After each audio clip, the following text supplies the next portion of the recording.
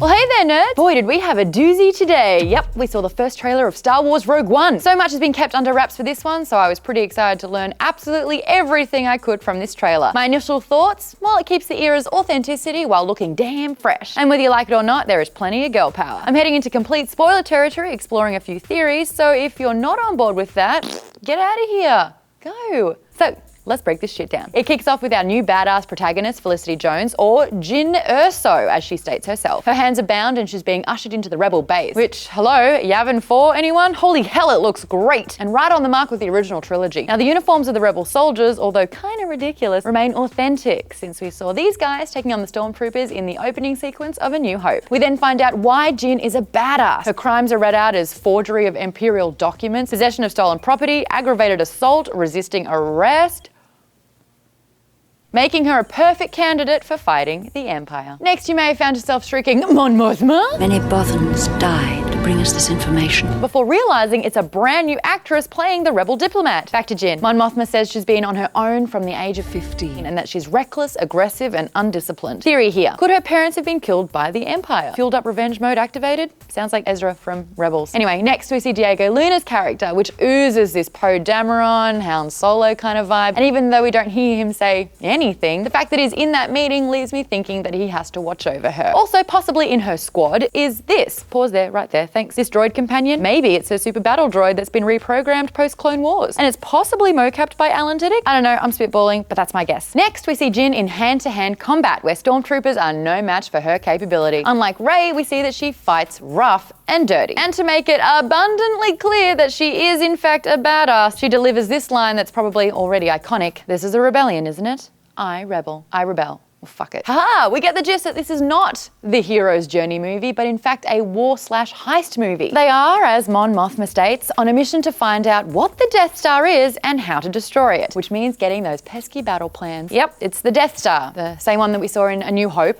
We saw it again in Return of the Jedi, and then a roided up version of that one called the Starkiller Base in The Force Awakens. But to director Gareth Edwards' credit, he nails the scale of the mission when you see the dish being put in the Death Star. Because these huge Star Destroyers right here suddenly become tiny next to the Death Star. Let's cut to the blasting klaxon horns and to the hero shot, where Jyn is flanked by Diego's character, rogue squadrons and rebel ground soldiers, and even the GNK, the gonk droid, otherwise known as the garbage can droid, the one that looks like a literally running trash can, not even running. That's a waddle. And now we get to the enemy. Ben Mendelsohn's unnamed character is the essence of power, wearing all white and a cape. And those rankings means that he's trouble. Many fans are weighing in on who he is. Is he the guy in charge of building the Death Star? Is he in the ISB, the Imperial Security Bureau made canon by Star Wars Rebels? Is he a Grand Admiral maybe, influenced by the great Thrawn from the Expanded Universe, now Legends books? I mean, he looks a little bit different, sure, he hasn't got blue skin, but they have been known to borrow from Legends. Either way, we have our villain. Next, another shot of the stormtroopers heading into a fight, and you'll see the standard troopers, aka the vanilla troopers, and your clone troopers. This is a nice little nod to the timeline there. And of course, a way for Disney to make a shit ton more cash. Next is our first look at Forrest Whitaker, who is limping. He's wearing a bulking suit. It looks to be hooked up with some sort of breathing device, and is rumored to be a bounty hunter whose code name is Eel Leader. More on him in a bit. Next, the all-black trooper that we saw in yesterday's 10-second teaser. Is it a shadow trooper or a death trooper? Either way, word has it that these are the worst of the worst. And by worst, I mean the best, which means that when they shoot, they actually hit. Now, back to Whitaker. He asks, what will you do when they catch you? And then we see Jyn, Diego, and the battle droid running through what seems to be an Imperial base, completely outnumbered. And yes, those are white and beige troopers. And then a slice of samurai. Donnie Yen is there doing his biz with the sword, and a downed X-Wing in the background. What's happening? He's by himself, we don't know. And then we see the super sploogies that take place on a tropical beach planet with more black troopers, and then absolute destruction of what looks to be a large transport ship. And then a white-caped Mendelsohn checking out the aftermath of the battle. That cape, look at it. Next, a moment that left me saying, is that Vader? Is that Vader? Is that Vader?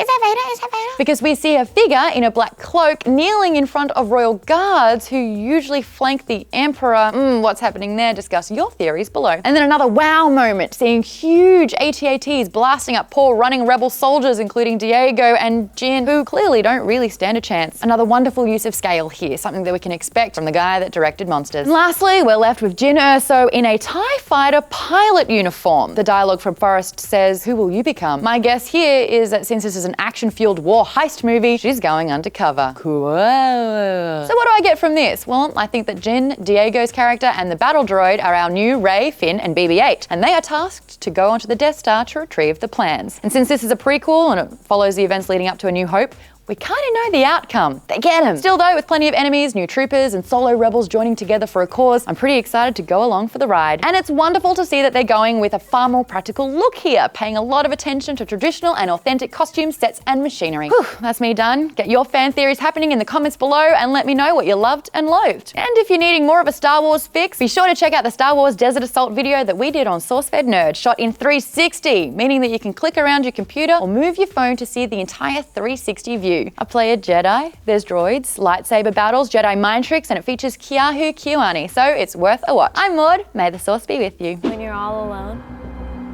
do you go on Pinterest and look up wedding dresses? I'm just looking. It's not like I would ever wear a full-length gown with a sweetheart neckline and a 3-piece veil. Why not? Because everyone wears those. So?